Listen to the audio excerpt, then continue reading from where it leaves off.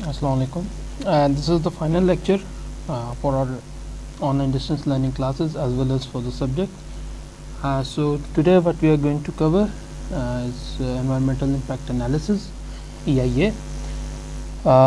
Start करते हैं जी. सबसे पहले जो है एनवायरनमेंट की बात करें सो एनवायरनमेंट को हम तीन मेजर कैटेगरीज में हम डिवाइड कर सकते हैं. फिज़िकल है जिसमें एयर वाटर लैंड आ जाता है. इकोलॉजिकल है, ठीक है, जिसमें आप कह लें कि जो हमारा इकोसिस्टम उससे रिलेटेड फ्लोरा एंड फौना. और सोशो इकनॉमिक है जिसमें सोशल है, इकनॉमिक है, कल्चरल है, ठीक है. द क्वेश्चन अराइजेस कि आपके पास जो है एनवायरमेंटल इम्पैक्ट असेसमेंट या फिर EIA या एनवायरमेंटल इम्पैक्ट एनालिसिस क्या है. An important procedure for ensuring that the likely effects of new development on the environment are fully understood and taken into account before development is allowed to go ahead.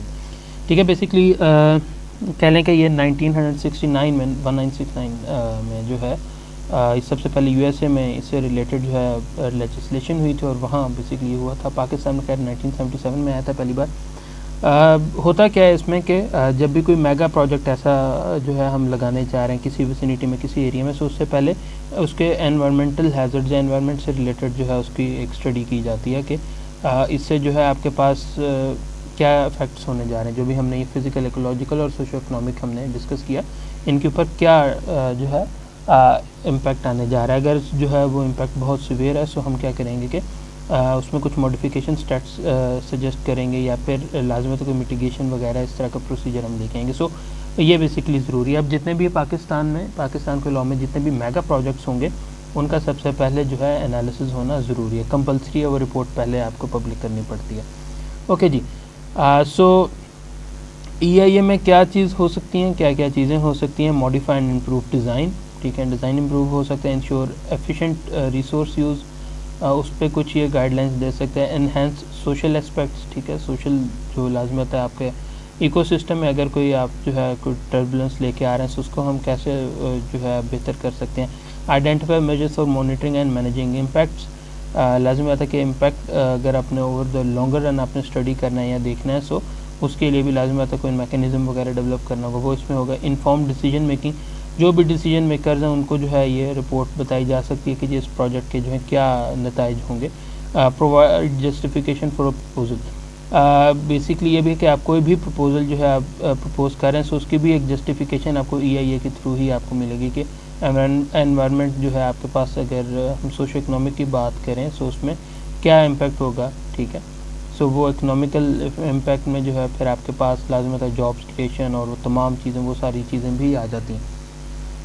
Origin की बात करें, सबसे पहले जो है हमारे पास ये 1977 में जो है हमारे पास ये आया था. उस टाइम जो है ये पाकिस्तान एनवायरनमेंट प्रोटेक्शन ऑर्डिनेंस था, PEPO के नाम से. बट इसको जो है मज़ीद स्ट्रेंथन किया गया था इन 1997 under Pakistan environmental protection act, ठीक है.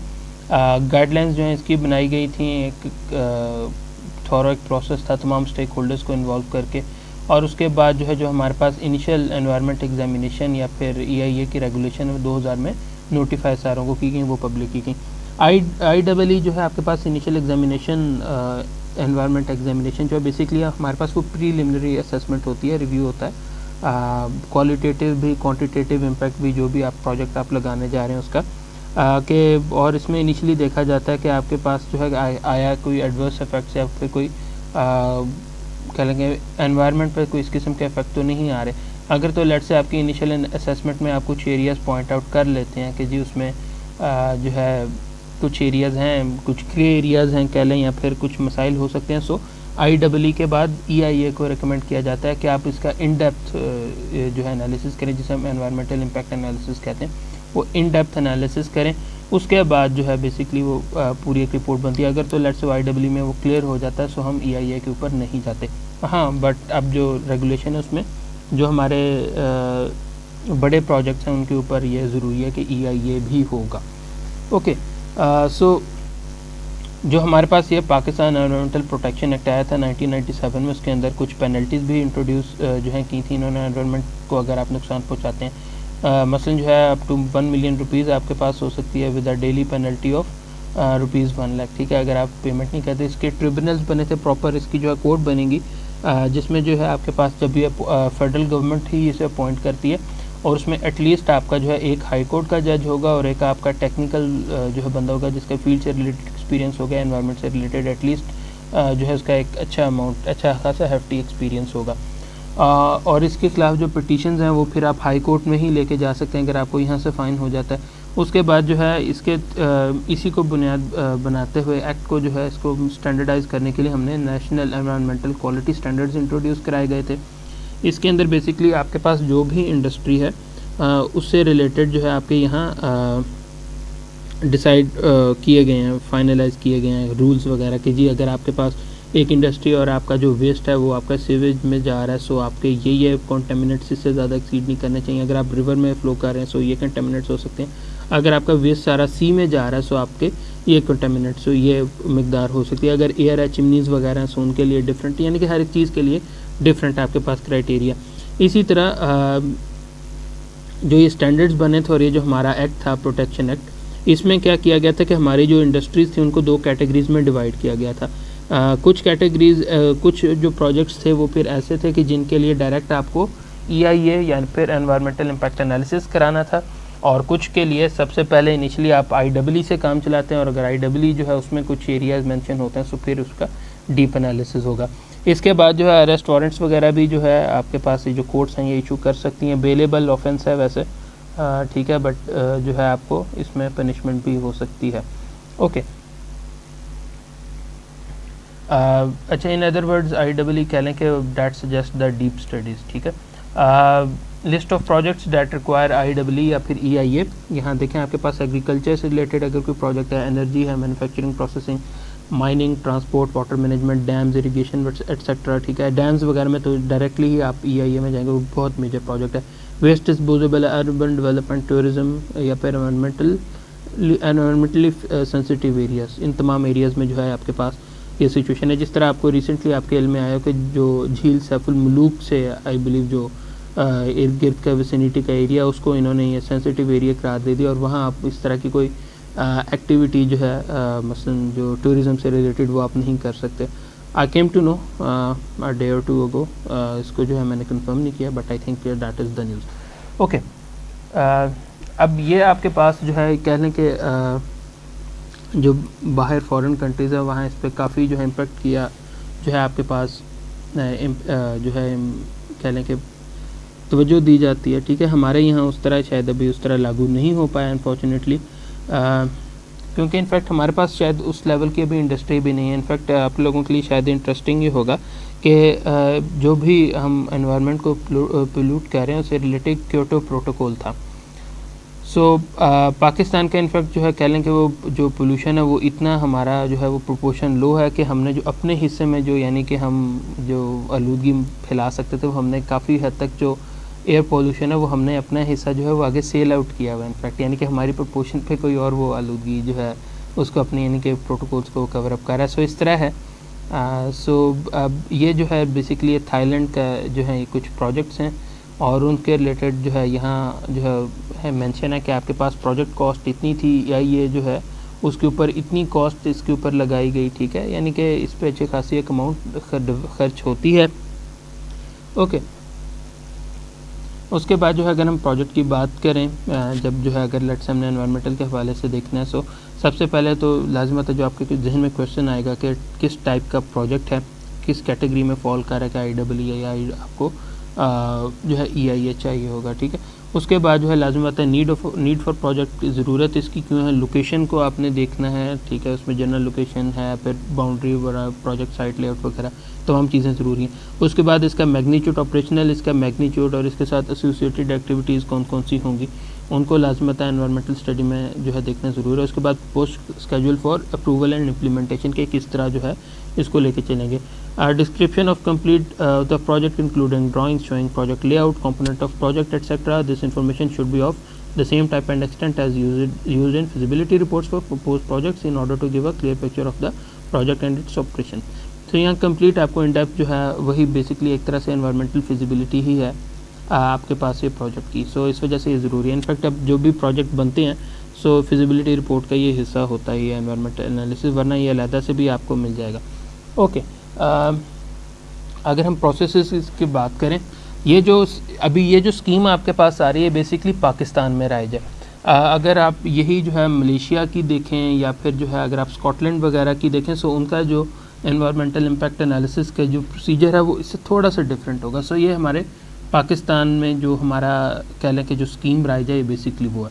सबसे पहले जी प्रोजेक्ट स्क्रीनिंग होती है, ठीक है, हम नेसेसिटी फॉर ये रिक्वायरमेंट्स हम देखते हैं। उसके बाद स्कोपिंग होती है कि हम देखते हैं कि इसका पोटेंशियल इम्पैक्ट हमारे पास क्या है, कोई अल्टरनेटिव वगैरह जो है आपके पास है कि नहीं है। उसके बाद जो है हम बेसलाइन डाटा कलेक्शन की जाती है, ठीक है, कि आपके पास जो है सिंपल ऑन ग्राउंड रियलिटीज़ आपके पास क्या है, ऑन ग्राउंड सिचुएशन क्या है। उसके बाद कह लें कि जब ये तमाम चीज़ें आपके पास हो जाती हैं और उसके बाद जो है इसके एनवायरमेंटल इम्पैक्ट्स जो हैं वो देखे जाते हैं कि एनवायरनमेंट के ऊपर इसके क्या क्या इम्पैक्ट आ रहे हैं।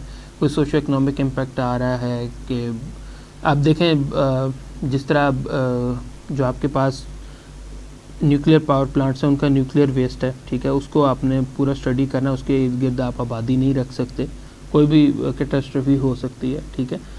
इसी तरह जो है हम आपके पास जो आपके पास सिंपल फैक्ट्रीज़ वगैरह हैं, सो उनका अपना एक वेस्ट वगैरह, सो ये तमाम चीज़ें जो हैं हम यहाँ आइडेंटिफाई करते हैं कि कौन कौन से पोटेंशियल रिस्क हैं।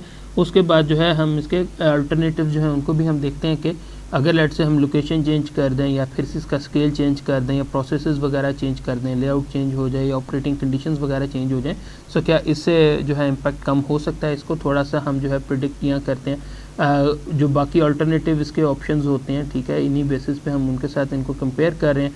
उसके बाद लाजमी बात है इनको मिटिगेशन की तरफ हम आते हैं कि अगर जो है आपके पास ये किसी तरह जो है हम इनको अवॉइड कर सकें या मिनिमाइज़ कर सकें इम्पैक्ट को, सो मिटिगेट किस तरह हो सकता है।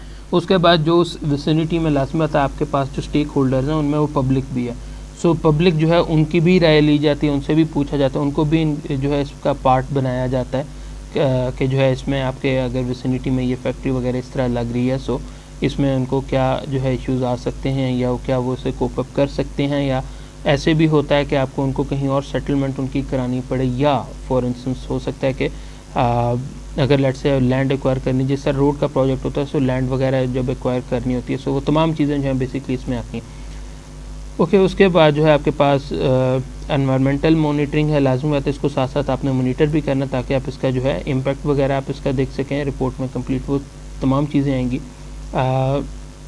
उसमें जो है आपके पास कह लें कि इसकी एक नॉन टेक्निकल समरी भी होगी सॉर्ट ऑफ। उसके बाद मेथडोलॉजीज़ जो आपने यूज़ की हैं उसके बारे में आप बताएंगे, रिज़ल्ट्स क्या हैं, इंटरप्रेट करेंगे उन रिज़ल्ट्स को और कंक्लूजन्स वहाँ से ड्रॉ करेंगे। उसके बाद जो है इसके ऑडिटिंग वगैरह लाजमी बात इसका लॉन्गर रन में होती रहेगी कि ये जो है क्या ये रूल्स को फॉलो कर रहा है या मिटिगेशन वगैरह जो थी और वो तमाम जो अल्टरनेटिव या जो भी ऑप्शन इन्हें दिए गए थे उनको फॉलो उन्होंने किया है कि नहीं किया। अगर नहीं किया तो लाजमी बात है इनके ऊपर फिर वो जो कोर्ट है, रेलेवेंट कोर्ट है, उसके अंदर इनके खिलाफ केस होगा रिगार्डिंग एनवायरनमेंट। ओके, सबसे पहला जो है प्रोसेस हमारा स्क्रीनिंग का था, ठीक है। स्क्रीनिंग जो है it is important to establish mechanism by identifying projects which requires EIA environmental impact analysis and this process of selection of project is referred to as screening, ठीक है।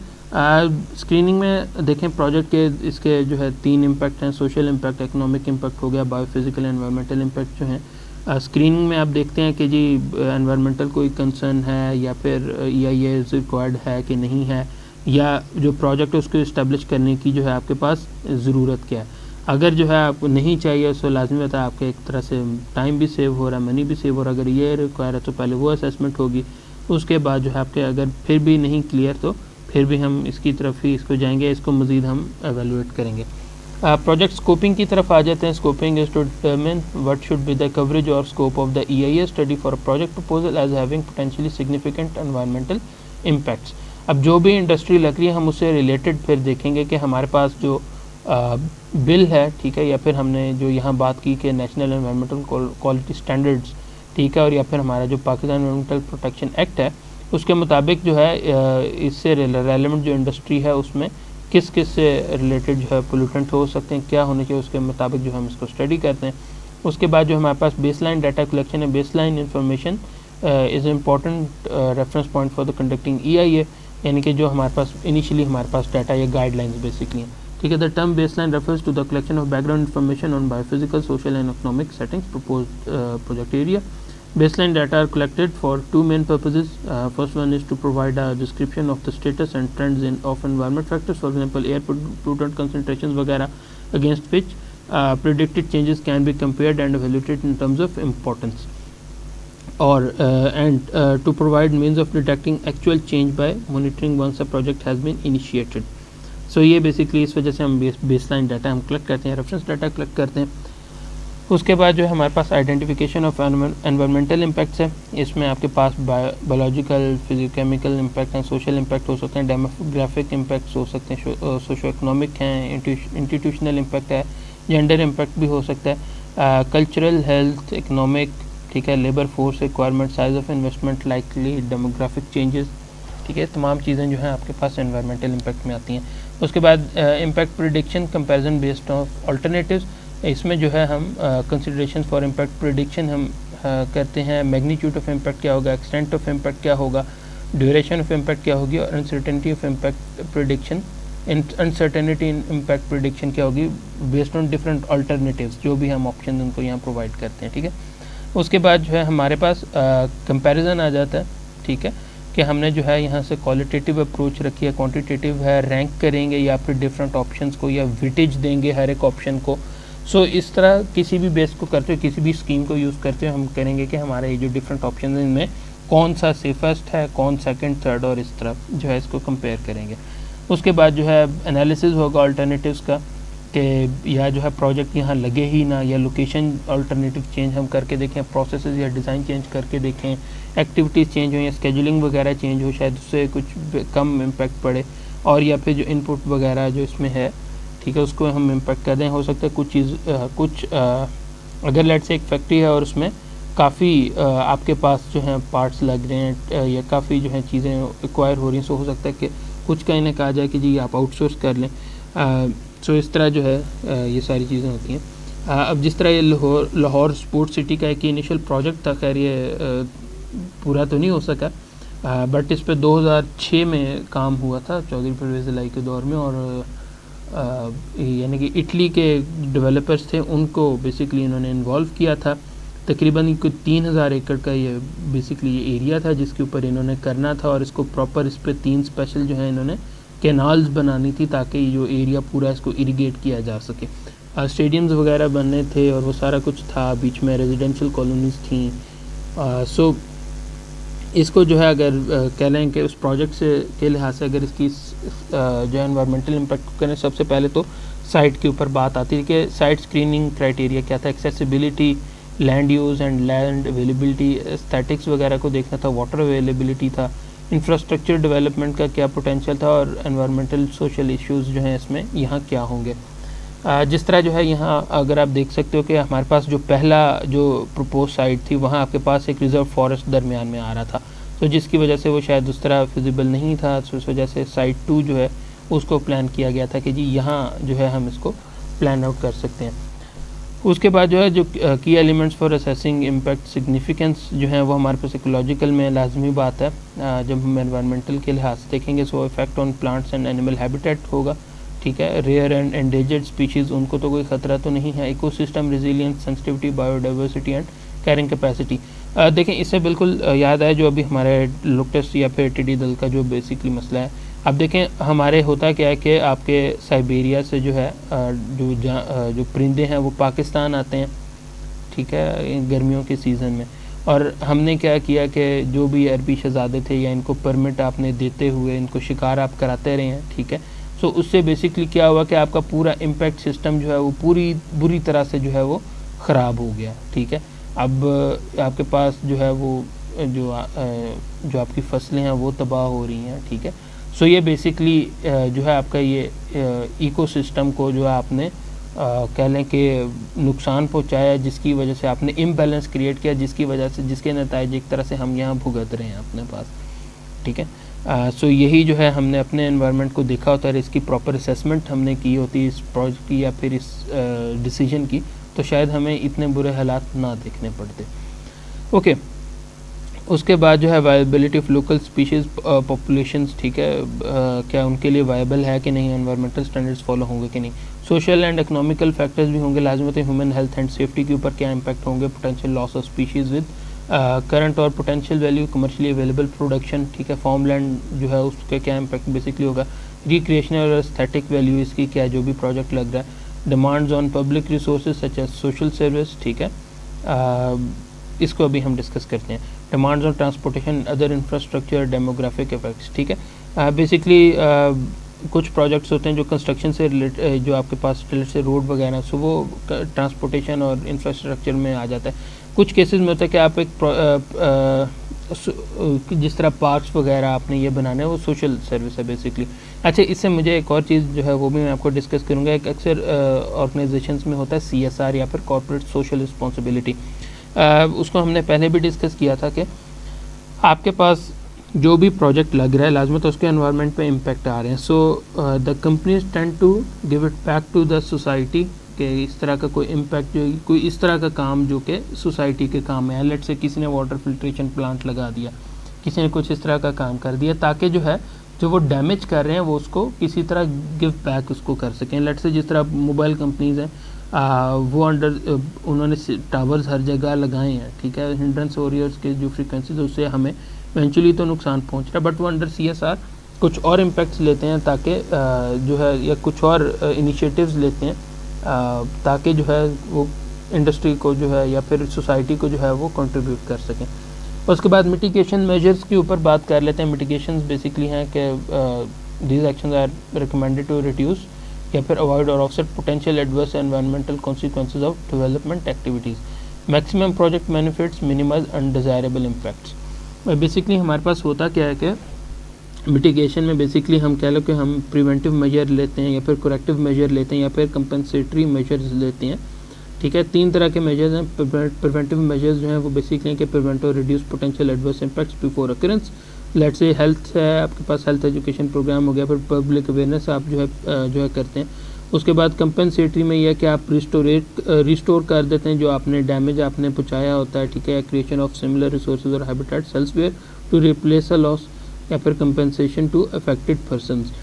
इसी तरह करेक्टिव मेजर्स जो है कुछ होता है कि आप पोल्यूशन कंट्रोल डिवाइसेस लगा दें या फिर जो है कंस्ट्रक्शन ऑफ डैम्स वगैरह में जैसे फिश लैडर वगैरह आप जो है इस तरह के लगा दें ताकि जो फ़िश वगैरह वो पास ऑन कर सके।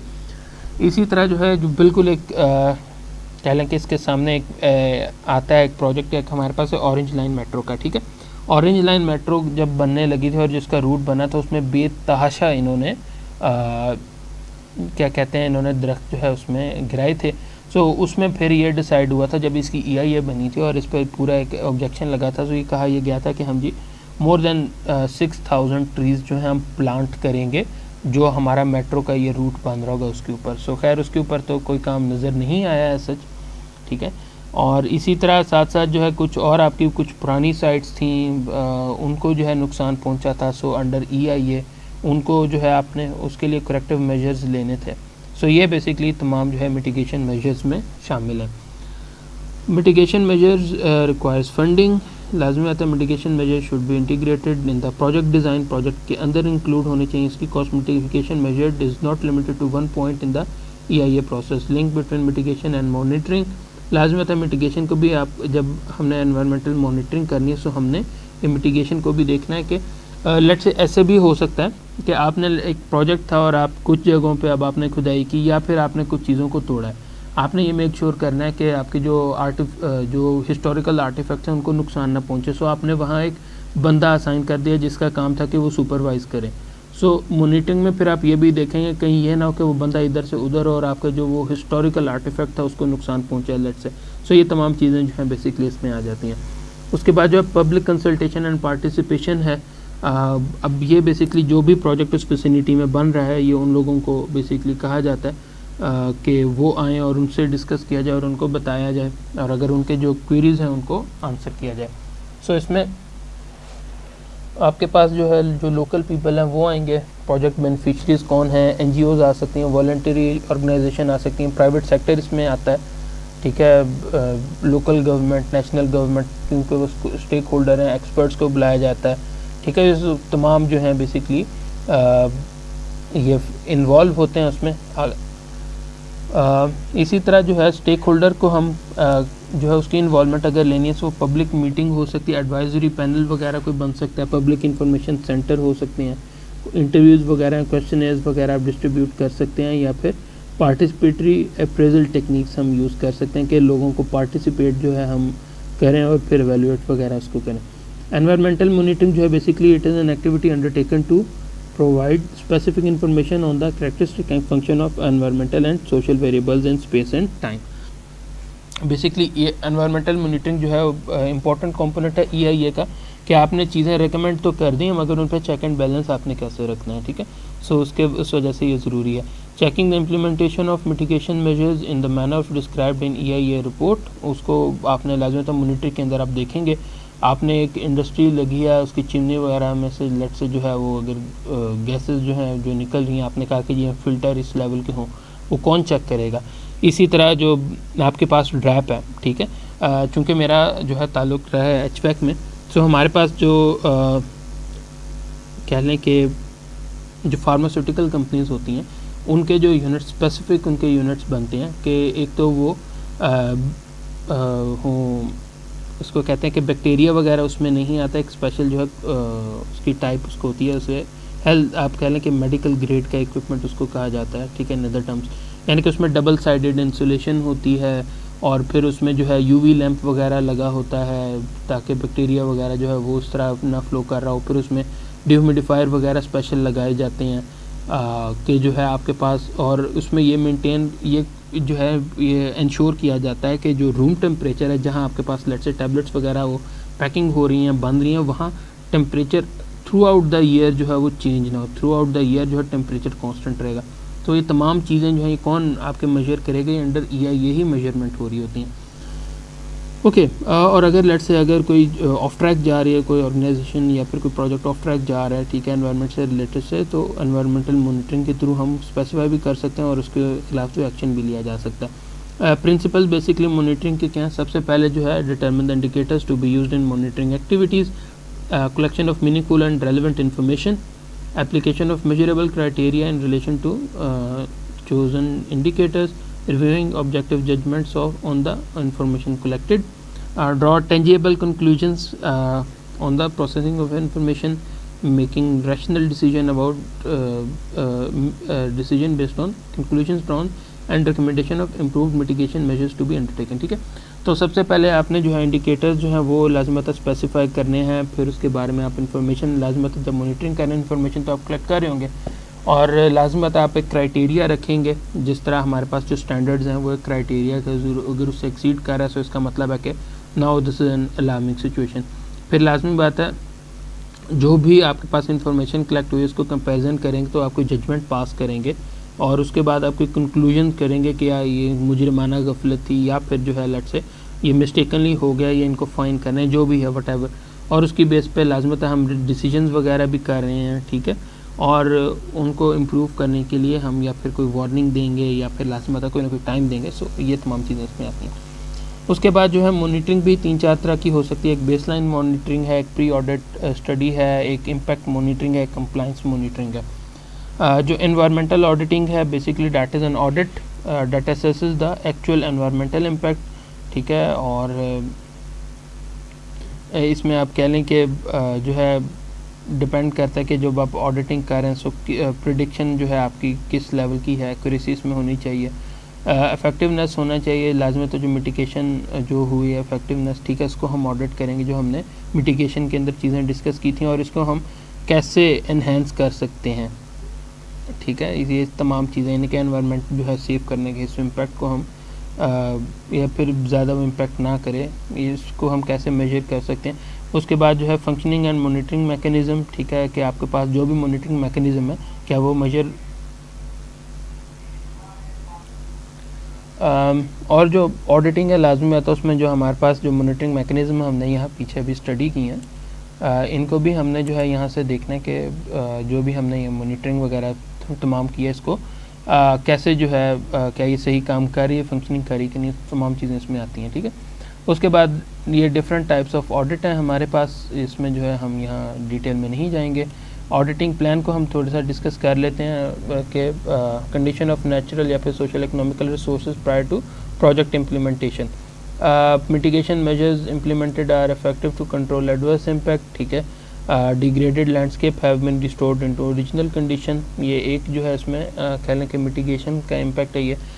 Effect on the local economy of project implementation, के प्रोजेक्ट जब हो जाता है उसका बेसिकली इम्पैक्ट क्या होगा। ये बेसिकली अब जिस तरह पब्लिक हियरिंग है, ठीक है, फर्स्ट वन जो है आपके पास ये शेखुपुरा के नज़दीक एक जो है थर्मल पावर प्लांट है, ये उसके लिए है। उसके बाद जो है 0 पॉइंट इंटरचेंज जब बनना था उसके बेसिकली उसके लिए हियरिंग है। यहाँ आप देख रहे हैं मिरानी डैम के लिए है। उसके बाद ये एयरपोर्ट जब इन्होंने बनाना था, ठीक है, ये उसके लिए है, इस्लामाबाद एयरपोर्ट जो पुराने वाला है। उसके बाद उसके केस में अब ये शक्करपड़ियाँ के नज़दीक आप देख रहे हैं कि ये प्लांट्स वगैरह जो अप्लाई हो रहे हैं अंडर दिस एनवायरमेंटल इम्पैक्ट। उसके बाद जो है आप यहाँ देख, ये एक और स्टडी है जो कि मंगला डैम रेजिंग प्रोजेक्ट है। तकरीबन 50,000 लोग जो हैं उससे अफेक्ट हो रहे थे, ठीक है, और 8,000 हाउस थे जो कि हमारे पास यहाँ अफेक्ट हो रहे थे। तकरीबन 6388 हेक्टर एकर्स ऑफ लैंड जो है वो हमें एक्वायर करनी थी। उसके बाद कुछ ब्रिक किल्न्स जो हैं वो अबैंडन हुई थी। सो यहाँ क्या किया गया था कि आपको जो अफेक्टेड थे उनको एक पैकेज उनको दिया, रिलीफ पैकेज दिया गया था और उनको एक किसी और जगह पे उन्हें सेटलमेंट जो है प्रोवाइड की गई थी। सो ये बेसिकली जो है हमारे पास ये मंगला डैम से रिलेटेड था। ये बेसिकली एक फ़्लो चार्ट है कि आपके पास होता है क्या आपके पास आप प्रपोज़ल आइडेंटिफाई करते हैं, उसकी स्क्रीनिंग आप करते हैं और फिर आप डिफ़ाइन करेंगे कि EIA चाहिए कि नहीं चाहिए, ठीक है। सॉरी, पहले जो है लाजमी बात है आपके पास इनिशियल एनवायरमेंटल एग्जामिनेशन होगी, वहाँ से आप डिसाइड करेंगे कि EIA रिक्वायर्ड है या नहीं रिक्वायर्ड। अगर रिक्वायर्ड है सो लाजमी बात है फिर उसकी स्कोपिंग होगी, पब्लिक भी लाजमी बात है इन्वॉल्व होगी, उसमें इम्पैक्ट एनालिसिस स्टडी किया जाएगा, मिटिगेशन होगी, EIA अपनी एक रिपोर्ट देगा, उसको रिव्यू किया जाएगा, ठीक है।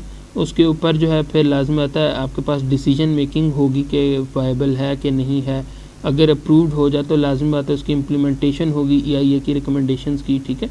और क्या कहते हैं उसके साथ साथ फॉलोअप किया जाएगा, इसकी प्रॉपर जो ऑडिटिंग वगैरह वो तमाम चीज़ें हमने डिस्कस की। अगर नहीं अप्रूव हो रहा तो हो सकता है कि दोबारा रीडिज़ाइन में जाए और दोबारा रीसबमिट हो। सो ये तमाम चीज़ें जो इसमें डिस्कस होती हैं। सो ये जो है हमारे पास ये आज का लेक्चर था, ठीक है। बाकी जो है इसको एक बार दोबारा हम जो है यहाँ से आई थिंक दोबारा कवर कर लेते हैं, हल्का सा एक डिस्कस कर लेते हैं कि ये हमारे पास EIA जो है जब भी एक प्रोजेक्ट के लिए होगा ये हमारे पास जो है प्रोसेसेस होंगे। पहले स्क्रीनिंग है, फिर स्कोपिंग है, फिर बेसलाइन डेटा कलेक्शन है, फिर एनवायरमेंटल इम्पैक्ट को हमने आइडेंटिफाई करना है, फिर प्रेडिक्शन है, comparison of alternatives, comparison of alternatives है, फिर मिटिगेशन मेजर्स हैं, पब्लिक कंसल्टेशन एंड पार्टिसिपेशन है, एनवायरमेंटल मॉनिटरिंग और एनवायरमेंटल ऑडिटिंग है। स्क्रीनिंग के अंदर हमने सिंपली जो है हमने देखा कि जी EIA रिक्वायर्ड होगा या नहीं होगा। उसके बाद स्कोपिंग हमने की कि कौन कौन सी स्टडी इसमें EIA में की जाएंगी। फिर बेसलाइन डाटा कलेक्शन थी, जो भी हमारे पास स्टैंडर्ड्स वगैरह उसके मुताबिक हमने डाटा लिया ताकि कंपैरिजन किया जा सके। आइडेंटिफिकेशन ऑफ एनवायरमेंटल इम्पैक्ट्स, इनके क्या क्या इम्पैक्ट्स होंगे उनको आइडेंटिफाई किया गया। अल्टरनेटिव्स जो हैं उनको देखा गया इसके साथ कि क्या क्या जो है आपके पास जो अल्टरनेटिव हैं उनके क्या जो है इम्पैक्ट है या उनका क्या जो है एनालिसिस है। फिर लाजमी बात है तमाम अल्टरनेटिव्स वगैरह जो है इनको कंपैरिजन आपने करना है इस एक्चुअल प्रपोजल के साथ। हर एक आइडिया को जो आप रैंक करेंगे और देखेंगे कि बेस्ट पॉसिबल आइडिया कौन सा है। उसके बाद डिफरेंट जो है इसमें आपके पास कह लें कि एनालिसिस में डिफरेंट टेक्निक्स यूज़ हो सकती हैं, आप कोई भी यूज़ कर सकते हैं। उसके बाद जो है हमने डिस्कस किया कि आपके पास जो की एलिमेंट्स हैं, इकोलॉजिकल है, सोशल एंड इकनॉमिक है, उसको हमने देखा।